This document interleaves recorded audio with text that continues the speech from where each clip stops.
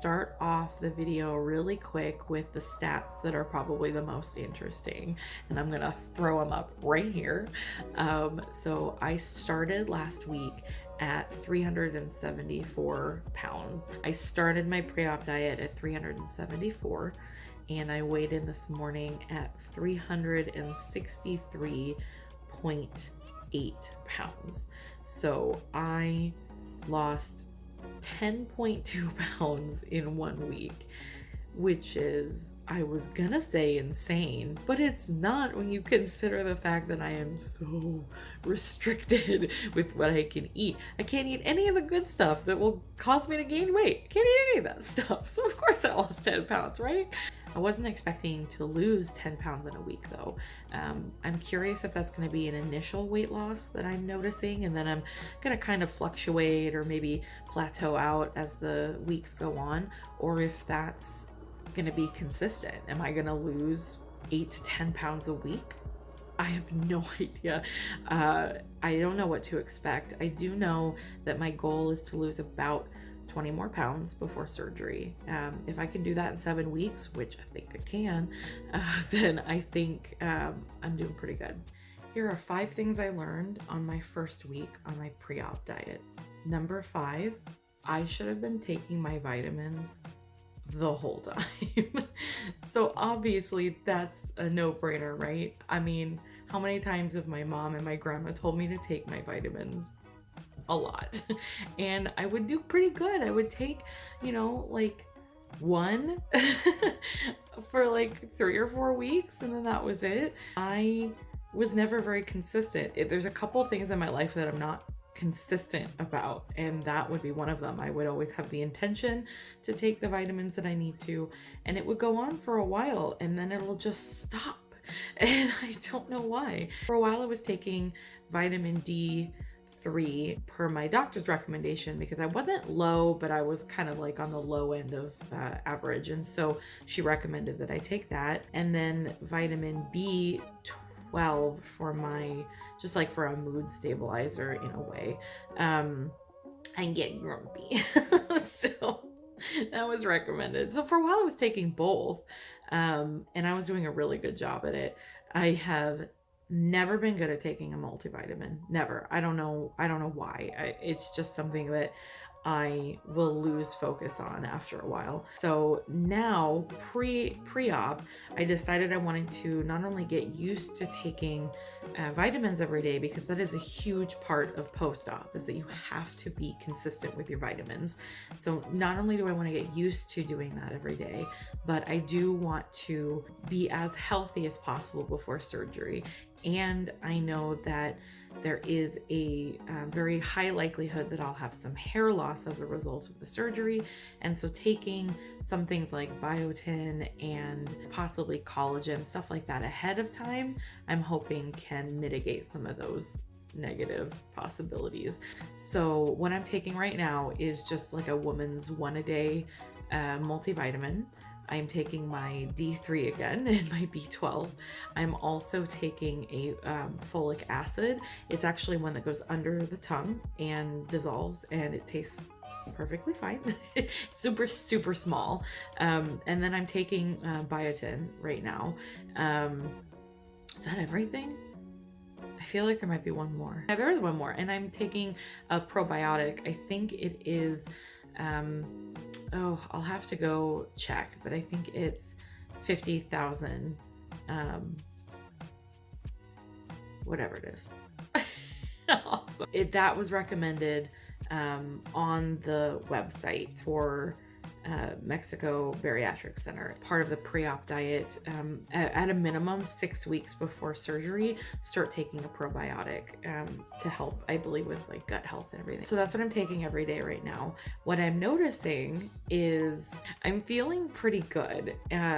I don't know how much of it is just related to, taking the vitamins that I need, how much of it is related to, just eating clean and healthy. I don't know, how much to attribute to each, but I'm feeling pretty good. And my hair is feeling like really soft. And my nails are super strong.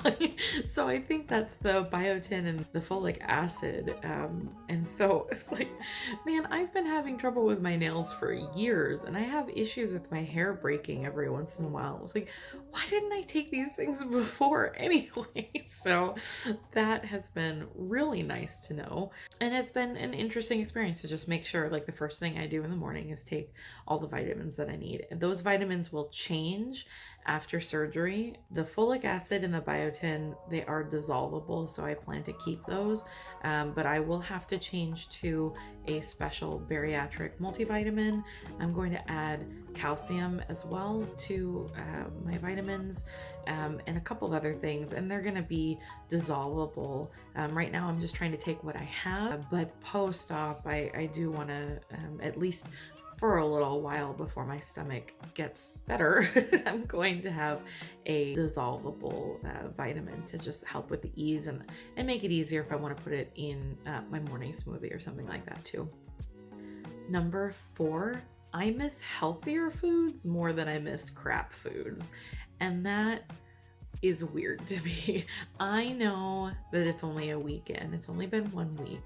But what I'm finding the most is that I thought I was going to miss bread a lot. I love bread. I really do. It's a running joke with me and my boyfriend. He gets me bread plushies, and I have bread earmuffs, and I really like bread. And so I thought, wow, 8 weeks plus some, because I can't eat bread right after surgery either. I thought that was gonna be really tough. I eat less bread now than I used to, specifically because I've been on Weight Watchers for a long time, and so I've just gotten used to eating either light bread or just not a lot of it at all. But I will have it, like a roll with dinner or something like that. So I thought that was going to be really tough for me, and it hasn't been at all. I don't miss sandwiches. I'm fine with lettuce wraps. I don't miss having like toast in the morning like I thought I would. I don't really miss the bread as much as I thought. I want potatoes really bad. Just a baked potato or a sweet. I would die for a sweet potato right now. I want a sweet potato so bad. And split pea soup. I got this huge cravings for split pea soup halfway through the week. I'm like, what is wrong with me? Like, perfectly healthy things that I've made perfectly healthy, Weight Watchers recipes and things. Those are the things that I'm wanting that I can't have. Like starchy vegetables. I want squash really bad. I knew though going into this that would be a problem. We are going into squash season, and I eat squash so much. You can ask anybody. I will roast up and eat squashes. I'll eat like a half a squash and a piece of chicken for dinner. I'm like totally happy with that. Can't have any starchy vegetables. So no squash. Very sad about it.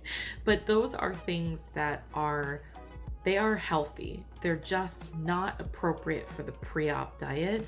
It has to be really strict, and the entire goal is to lose weight and shrink your liver. And so those starchy vegetables don't do me any good. I can add those post-op. My puree stage is going to be nothing but squash, I'm pretty sure. But for now, I can't have them.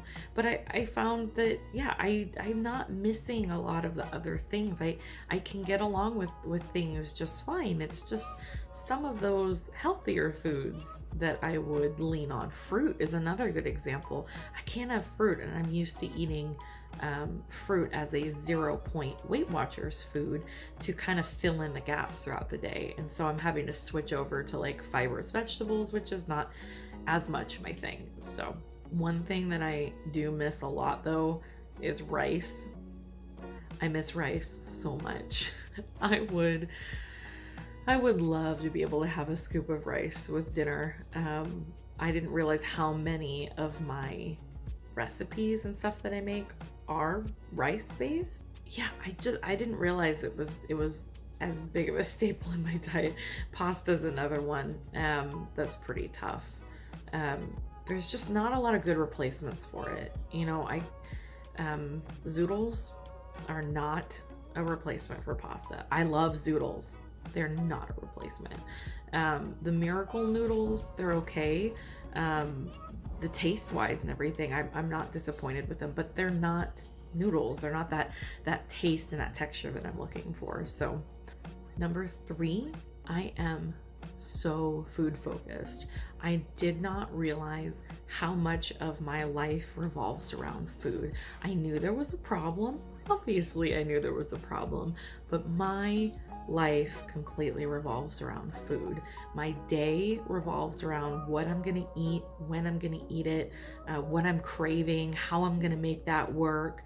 And the first half of this week was really bad because I felt so restricted. I was like, what do I feel like eating within the confines of this really strict diet? And how am I going to make this work? And, you know, I really want this, but I can't make that good enough. I was just like hyper focused on what am I going to have for dinner? How am I going to make this work? And it was taking my attention away from a good portion of the day. I was just constantly thinking about food.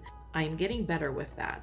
I'm still trying to figure out how to make food that I really enjoy, because I have yet to be able to kind of switch my brain over to food as nourishment rather than food as you know, a specific taste or something that I like doing.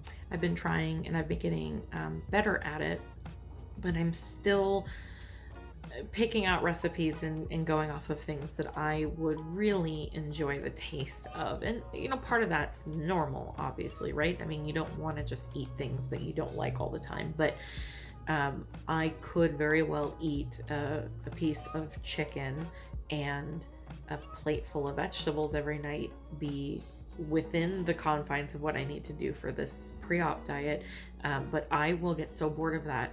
I will have such a hard time, and I know some people don't have nearly as difficult of a time eating you know, that kind of thing. Some people just do that all the time. That's what their dinner is. I'm just not good at that. I need things different all the time, and I need different flavors and different types of food, and so I'm still just like hyper focused on it, and I'm hoping that that'll get better over time. I've heard that it gets better over time, especially post-op. That is, I mean, I'm still all about cravings, and I'm still my taste buds are running everything, and it makes it a little bit harder than it needs to be. Number 2, drinking enough water is really challenging. It is a chore to get in the roughly 64 ounces of water that I'm trying to get every day. And that's a minimum. I'm just trying to get in the minimum. Some days I've had, you know, over 70 some odd ounces of water, and that's great. But it is difficult to do. I do try to drink plain water whenever I can, at least one large cup, which is I believe about 28 ounces, one large cup of plain water. I'm trying not to rely on so many sugar-free things. I don't want to just replace things in my life with sugar-free stuff. That being said, it is really hard to drink that much water, at least for me. I am not used to doing that. It's not that enjoyable. So I have resorted to buying a bunch of Crystal Lights. And so that is something that I've seen a lot of people do, buying lots of Crystal Light, keep things interesting. I bought a big pitcher at Safeway, and I'm going to make, you know, iced tea in it and things like that. And so I'm trying to basically do like half of my water take, if I can, as plain water, and half of it with Crystal Light or tea, or, you know, different things that are more interesting that help me drink. I am having to drink late into the evening because I just can't get enough in during the day, especially if we go out and do something. I try to bring something with me, but I forget to do that. That's something I'm gonna have to learn how to do, because post-op you have to drink a lot of water and you have to drink it slowly all day long, and that's something I'm not good at. So I'm practicing, I'm trying. I am getting in the amount of water that I need to, but it has been a lot of work. And I'm constantly, you know, at the end of the day, like, okay, well, how many ounces should I get in before bed? And that's resulted in a lot of getting up in the middle of the night, and it's so frustrating. But I know eventually I'll get it down. Maybe I can cut out water before bed by a few hours if I can get good at this and limit how much I have to get up in the middle of the night. And number one, I don't need to eat nearly as much as I thought I did. And I don't need to eat nearly as often as I thought I did. I'm realizing through this whole week that I eat all the time when I'm not hungry. I think I'm a creature of habit that just eats when it's food time. So, oh, it's breakfast, I'm gonna eat breakfast. Oh, it's lunch, let's eat lunch. And I've been focusing this week on trying to just eat when I'm actually hungry. And also, if I'm hungry, not to be really like upset about that. If I'm hungry, I'm hungry. And if it's not super convenient to eat something, then it's okay. I'll be hungry for a little bit, and then I'll eat when it's appropriate to do so. If I'm out and about, you know, I would use that excuse all the time. If I was out doing errands and I got hungry, I'd be instantly looking at, okay, well, what's around? What should I pick up? Ooh, what do I feel like? What can I pick up? It's like, it opens this door to like, ooh, what can I eat? And I would just eat way too much, and I eat all the time. And now if I'm out and I'm hungry, am I hungry enough to drink the Premier Protein in my purse? No? Okay, well, then you're gonna be hungry for a little bit until you can go home and have a snack or go home and prepare dinner. That's what happened yesterday, and we were out longer than we intended to be. I was really hungry. I remembered I had the Premier Protein, but I was like, you know, I'm gonna wait until I can go home and eat dinner. I got through it. If you watch Dr. Duck Vong on YouTube, he said something in one of his videos that really resonated with me, which was, it is natural to be hungry and it is not natural to feel full. And I've thought about that a lot more than I thought I would. When I'm hungry, I am trying to remind myself that it is natural and I will eat, and I'm not going to starve and whittle away anytime soon, so it's fine. But that feeling of being super full, I don't get, and I like that. It would be like, I'd be really sluggish and just kind of like for the rest of the day if I ate like a big meal, and it's really nice to not feel that way. In addition to everything, even though I'm not really supposed to be, according to the nutritionist, I'm not supposed to be counting calories or like worrying about macros. She just wants me to focus on eating 3 square meals a day within the confines of what I need for the pre-op diet. And so I'm not really focusing on that. But for my own curiosity, because I am that kind of person, I am tracking it in MyFitnessPal because I am curious about what my macros are, and I'm curious about what my calories are with this kind of super restriction that I'm not used to. In addition to that, I'm also tracking it in my Weight Watchers app because I am still in Weight Watchers for now, even though I don't know, I don't really want to leave yet. So I'm still in it, but out of curiosity, because I am used to that point system, I have been tracking it and trying to figure out what is this new diet like, because it's mostly 0 point foods that I'm allowed to eat, and I've noticed that I have eaten at the minimum 7 points in a day, and at the most, which probably would have been my first day on the pre-op, was about 15 points. For reference, I have 47 points for a day, so that's like nothing. The minimum amount of points that somebody can get is 23. So I'm eating way below that because I'm eating nothing but 0 point foods. Also, when it comes to MyFitnessPal and calories, I'm eating about 1,000 to 1,200 calories a day. That is under what I thought I would need. And I even had one day where I ate just under 1,000 calories, and my fitness pal actually yelled at me. And they were like, we're not gonna tell you information about today because you aren't eating enough and that's not healthy.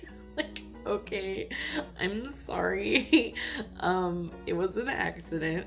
But when I'm focusing on just eating when I'm hungry, I was eating way less calories than I thought I would and that I need. I'm just not really worried about it. I think it's interesting, and it's not something that I would do long term. I don't think it is healthy to eat that little of calories, but I'm not about to sit here and eat a couple extra snacks to get the calories in because I don't feel like I need it. And right now I'm just focusing on the pre-op diet and getting through the next 7 more weeks. It's been interesting to find out how little food and how infrequently I really do need to eat to feel fine throughout the day, as long as I'm not just thinking all the time about food. There are so many other things that I feel like I learned during this week, and I'm going to continue learning for the next 7 weeks. This entire journey is that it's a journey. It's going to be a lot of trial and error. It's going to be a lot of learning, a lot of changing my mind, my mentality, my eating habits, things that I've had for years. And so this entire process is it's going to be a lot. And the first week was really proof of that. So I hope to see you next week, and thank you so much for following my journey.